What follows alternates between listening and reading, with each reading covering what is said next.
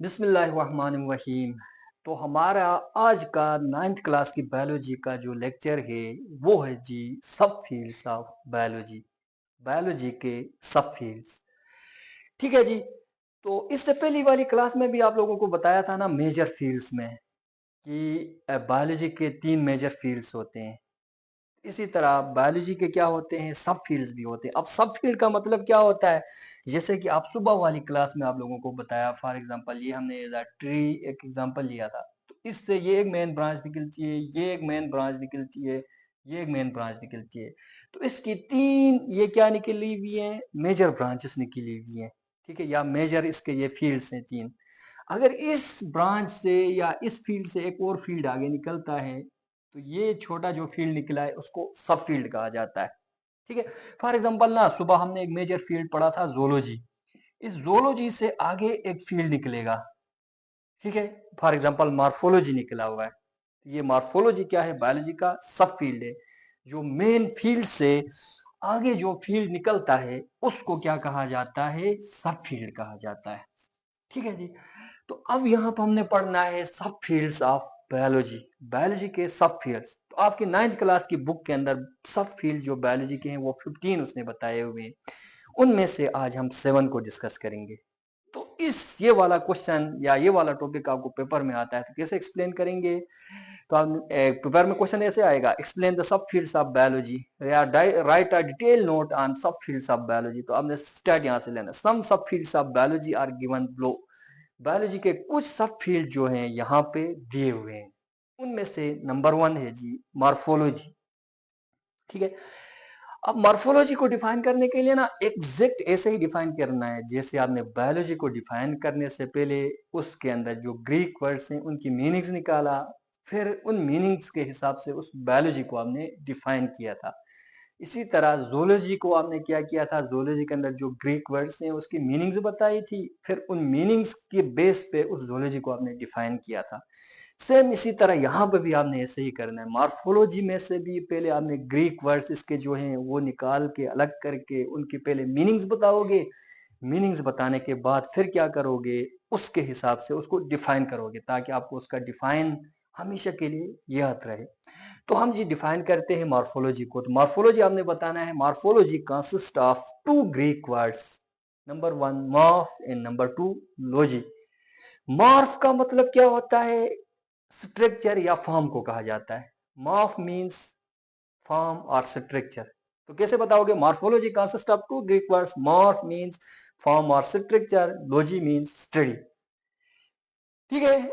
अब क्या बताओगे यहाँ से आगे डिफाइन इसका। क्योंकि मॉर्फोलॉजी बायोलॉजी की ही एक सब फील्ड है, तो बायोलॉजी के अंदर तो लिविंग ऑर्गेनिज्म को स्टडी किया जाता है, तो मॉर्फोलॉजी में क्या किया जाएगा, जो लिविंग ऑर्गेनिजम्स हैं उनका साइज शेप एंड स्ट्रक्चर को स्टडी किया जाता है इसके अंदर। तो आप बताओगे मॉर्फोलॉजी बायोलॉजी की ऐसी ब्रांच जिसमें ऑर्गेनिज्म के साइज शेप एंड स्ट्रक्चर को स्टडी किया जाता है उसको मॉर्फोलॉजी कहा जाता है। The study of size, shape and structure of living organisms is called morphology. अब फॉर एग्जांपल हमारे टीथ हैं, इस टीथ का साइज कितना है, इसकी शेप किस तरह की है, इसका स्ट्रक्चर कैसा है, ये आप स्टडी कर रहे हैं ना, तो ये आप मॉर्फोलॉजी को स्टडी कर रहे हैं। ठीक है। इसी तरह आपके बॉडी के मसलन हाथ थे, हाथ के ह्यूमंस के हाथ का साइज कितना है, इसकी शेप कैसी है, इसका स्ट्रक्चर कैसा है, ये आप स्टडी कर रहे हैं तो आप मॉर्फोलॉजी स्टडी कर रहे हैं। ठीक है जी, ये हो गया जी हमारे पास मॉर्फोलॉजी। तो मॉर्फोलॉजी किससे कहते हैं, ऑर्गेनिज्म के साइज शेप एंड स्ट्रक्चर की स्टडी मॉर्फोलॉजी कहलाती है। ठीक है। फिर नेक्स्ट है जी आपके पास एनाटोमी। एना मीन्स होता है ना, एना एक ग्रीक वर्ड है जिसका मतलब होता है इंटरनल। ठीक है। तो आपने बताना है anatomy also consist of 2 Greek words, ana means internal and tome means होता है जी स्ट्रक्चर। ठीक है, इंटरनल स्ट्रक्चर। अब देखो कितना आसान हो गया यहाँ से आगे, ये भी एनाटोमी ये सारी बायोलॉजी की हैं, तो हम जो इन सब के अंदर क्या करते हैं, लिविंग ऑर्गेनिज्म के ही बारे में स्टडी कर रहे होते हैं। तो anatomy consist of 2 Greek words, ana means internal, tome means structure. फिर आगे बताओगे जो ऑर्गेनिजम्स होते हैं ना, उन ऑर्गेनिजम्स के बॉडी का जो इंटरनल स्ट्रक्चर है, उसकी स्टडी क्या कहलाती है? एनाटॉमी कहलाती है। मसलन हमारा बॉडी है, इंटरनली इसका स्ट्रक्चर कैसा है? मसलन हार्ट का स्ट्रक्चर कैसा है, उसके बाद लंग्स का स्ट्रक्चर, किडनीज का स्ट्रक्चर कैसा है? अगर ये इंटरनली स्ट्रक्चर को आप स्टडी कर रहे होते हैं तो ये आप एनाटॉमी को स्टडी कर रहे होते हैं। फॉर एग्जांपल, आपके हार्ट के बारे में स्टडी कर रहे हैं, किडनी के बारे में स्टडी कर रहे हैं, तो ये क्या हो कहलाएगी? हमारे पास एनाटॉमी कहलाएगी। क्योंकि एनाटॉमी के अंदर इंटरनल स्ट्रक्चर को स्टडी किया जाता है, इसलिए anatomy is also known as internal morphology. ठीक है, इसको हम क्या कहते हैं? इंटरनल मॉर्फोलॉजी भी कहते हैं। अब ये पेपर में ऐसे भी आ सकता है, differentiate between morphology and internal morphology. ठीक है, तो मॉर्फोलॉजी क्या करती है? एक्सटर्नल स्ट्रक्चर को स्टडी करती है ऑर्गेनिजम्स के। एनाटॉमी क्या करती है? इंटरनल स्ट्रक्चर को स्टडी करती है, इसलिए एनाटॉमी को इंटरनल मॉर्फोलॉजी कहा जाता है। ठीक है, और मॉर्फोलॉजी हमारे पास वो एक्सटर्नल मॉर्फोलॉजी होती है। नेक्स्ट है जी हमारे पास फिजियोलॉजी। ठीक है जी, फिजियोलॉजी आपने बताना है जो ऑर्गेनिजम्स होते हैं ना, उन ऑर्गेनिजम्स में आप लोगों को पता है कि डिफरेंट ऑर्गन्स होते हैं, और इन हर ऑर्गन का क्या होता है? अपना एक डिफरेंट फंक्शन होता है।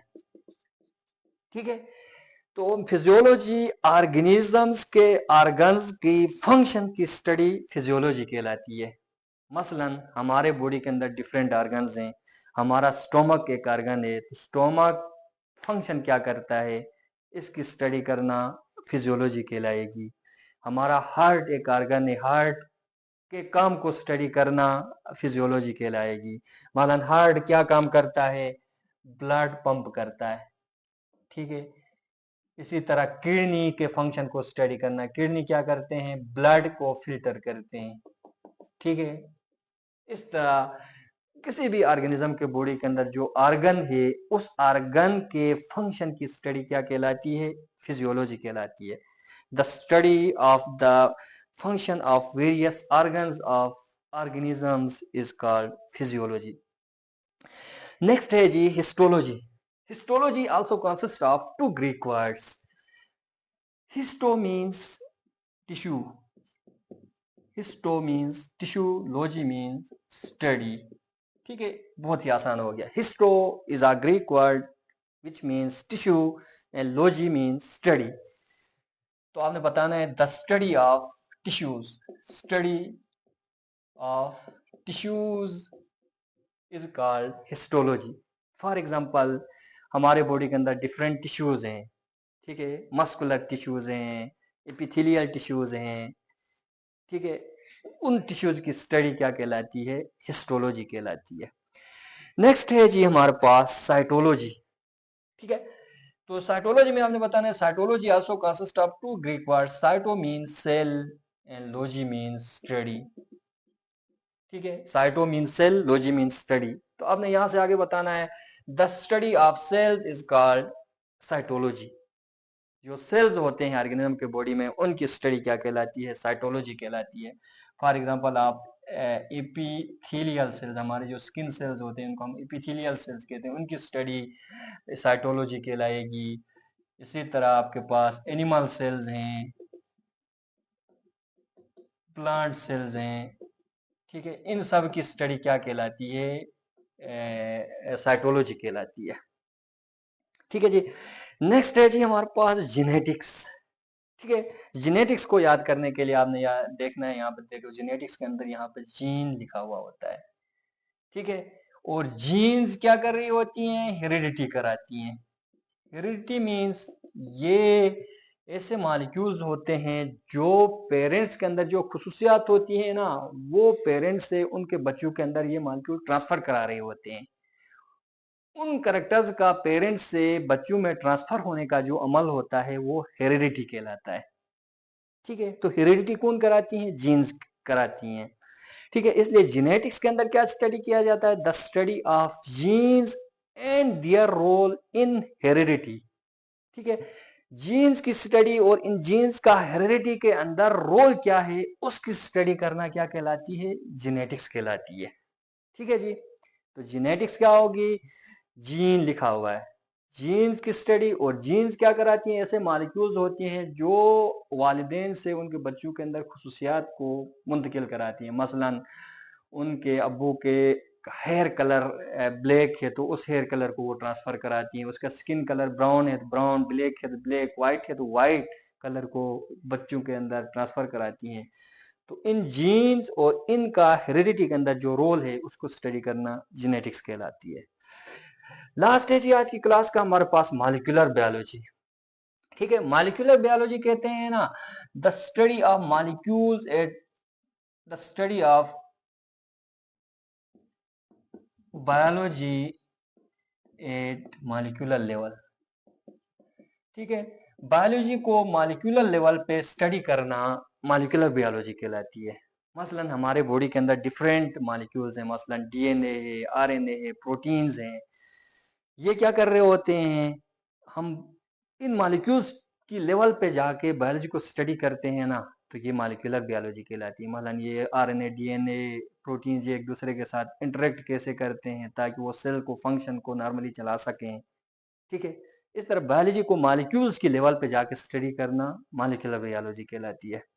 तो ठीक है जी, ये आज के हमारे पास 7 सब फील्ड्स ऑफ बायोलॉजी हमने आज के लिए पढ़ा। तो इंशाल्लाह ये आप लोगों को समझ आ गया होगा, नहीं समझ आया तो वीडियो को बैक करके एक दफा दोबारा से सुन लें, इंशाल्लाह ये आप लोगों को समझ आ जाएगा। ठीक है जी, तो यहाँ तक कंप्लीट हो गया। नेक्स्ट लेक्चर तक के लिए अल्लाह हाफिज।